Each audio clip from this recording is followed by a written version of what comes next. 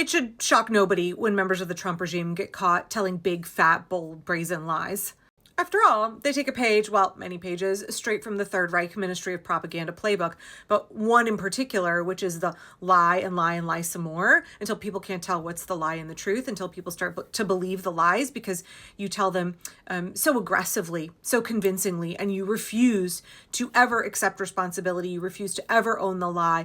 You just lie perpetually because not only does that keep people's heads spinning and keep them gaslit and have them like confused about who is telling the truth and who is lying, but also because the truth was never the goal here, right? Ethics were never at play at all. What they want to do is further their agenda at any cost. After all, this is the regime that calls ordinary Americans the parasite class. This is the regime that is run by a man who said that our service members are suckers and losers. This is the regime that perpetuates useless eater rhetoric. They don't respect you and me at all. They don't feel any obligation to be truthful with us. They don't even see us as fully human. They see us as a means to an end. They see us as objects to exploit.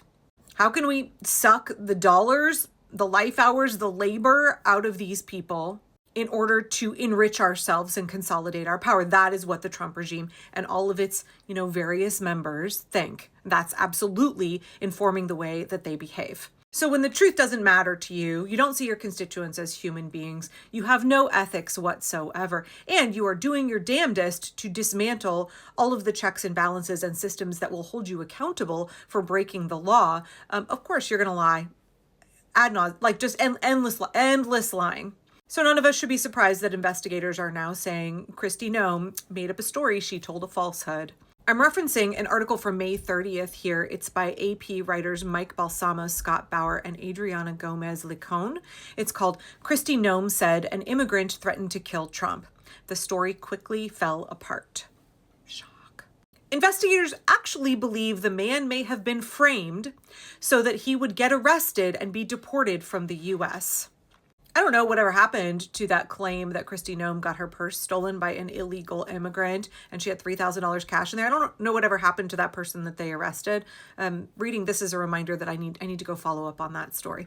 But Kristi Noem has now claimed that an immigrant threatened the life of Donald Trump. But that story has begun to unravel. So Noem announced the arrest of a 54-year-old man who was living inside the United States. She claims he was living here illegally and that he had written a letter threatening to kill Trump and would then return to Mexico. The story received a flood of attention from the media, right-wing media, Fox News. It was really pumped up by them. It was also highlighted by the White House and Trump's allies. Sure, because the goal is to vilify and dehumanize all immigrants, to falsely paint them all as violent criminals. Trump has been doing that since 2016. And apparently because immigrants here in the United States are just working hard, trying to keep their heads down, raise their families, earn an honest living, and go about their lives, they have to fabricate stories like this because there aren't real cases of these things happening. So investigators believe the man was framed so that he would get arrested and deported by the United States before he could testify in a trial as a victim of assault. At least that is what a person familiar with the issue has told the Associated Press. Law enforcement officials believe the man, Ramon Morales Reyes, never wrote a letter that Noem and her department shared with a message written in light blue ink expressing anger over Trump's deportations and threatening to him in the head with a rifle at a rally. So Noem showed a letter, claimed that this man, Ramon Morales Reyes, wrote it and claimed that it was threatening to, unalive the president. And law enforcement said that didn't happen. He did not write that letter. Kristi Noem herself shared the letter on X along with a photo of Morales Reyes. The White House also shared it on their social media accounts. So obviously this immediately gets investigated. Somebody is accused by the Director of Homeland Security of threatening the life of the president. So the investigators, through the course of their investigation, they took a handwriting sample because it was a handwritten letter. And guess what? Not a match, not even remotely a match. They also said the threat was not credible, that Morales Reyes did not write it, and they are not clear why Homeland Security officials decided to release a statement making the claim that he wrote it. In response to the results of this investigation, the Department of Homeland Security said over the course of the investigation, the individual was determined to be in the country illegally and that he had a criminal record, so he will remain in custody. He hadn't done anything wrong. He was scheduled to testify in a trial, and suddenly now he's been snatched up by ICE, and there are these fabricated charges that the investigators themselves, or I should say accusations, not charges, that the investigators themselves say they don't hold water. Now, Homeland Security claims this man has a criminal record, but his attorneys say he is not currently facing any charges and they don't have any information of convictions on his record. Morales Reyes is being held in a county jail in Juneau, Wisconsin. The Milwaukee-based immigrant rights group Voces de la Frontera, which is advocating for his release, said he was arrested May 21st. His attorney, who is hired to fight against his deportation, says that they have a hearing upcoming in Chicago Immigration Court. Morales Reyes was a victim in another ongoing case that is awaiting trial. He was scheduled to testify as a victim, and now all of that has been interrupted by this. It's important to note that Morales Reyes is working. He has a job, like many undocumented immigrants in the United States. And again, Homeland Security is claiming he's undocumented. I don't actually know what his immigration status is because I don't believe a goddamn thing out of the mouth of Kristi Noem. But he is working like many immigrants in the food service industry. He works as a dishwasher in Milwaukee, where he lives with his wife and 3 children. He has an application on file for a U visa, which is a visa for victims of serious crimes. Morales Reyes' attorney also points out that his victim has no formal education and can't write in Spanish and doesn't know how to speak English, so there's no way he could have written the letter in question. There is really no way that it could even remotely be true, his lawyer said. We're asking for a clarification and a correction from DHS to clear Ramon's name of anything having to do with this. So once again, truth, justice, that does not matter to these people at all. I mean, Kristi Noem has had no problem kidnapping and renditioning men who've not been accused of any crime to a torture prison in El Salvador. So I'm not surprised that she would stoop to this, ruining the life of an innocent man, falsely claiming that he made a threat against the president of the United States. They don't care about the truth. They don't care about justice. They don't see immigrants as real people. They don't have any sense of compassion, any sense of dignity, any sense of respect for human life.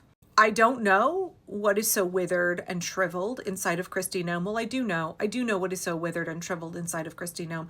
I don't know how she got that way. I don't know how she sleeps at night at all, knowing what she is doing to all of these innocent immigrants.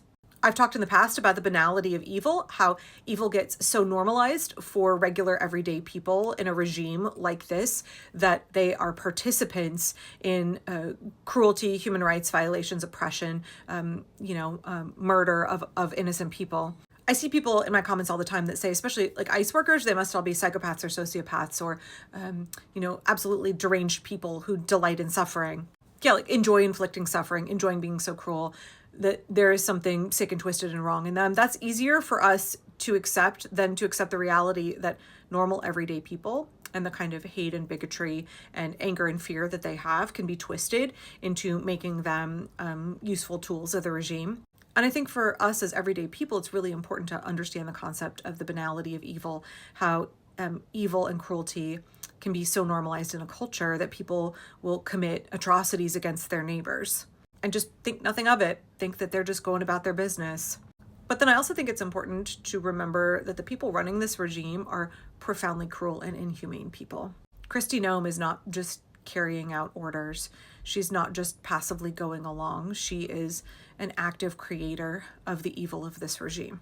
I frequently echo the words of Leah and Ezra from Indivisible that I look forward to the day when accountability comes for all of the folks for the evil that they are committing now.